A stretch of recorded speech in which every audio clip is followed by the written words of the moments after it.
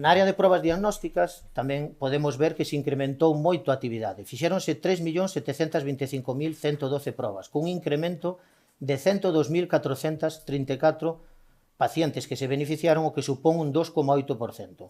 E aquí é importante suliñar que creceron todas as probas, prácticamente, pero principalmente creceron tamén o que son os TACs e as resonancias. 16.318 TACs e 4.200 as resonancias, como ben sabedes, son probas asociadas a pacientes de maior complexidade.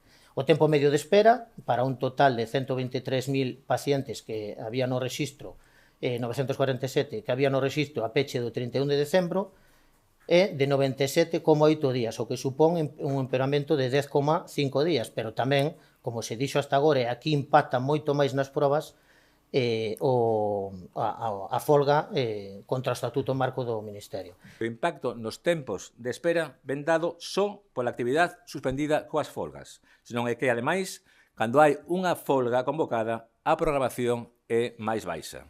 O impacto das folgas contra o Estatuto Marco, repetíndose unha semana ao mes, é enorme. É algo que non podemos obviar e que nos preocupa moito. Por iso, desde aquí, esta Consellería, queremos facer un chamamento á responsabilidade da ministra para que escoite, dialogue e chegue a acordos cos médicos.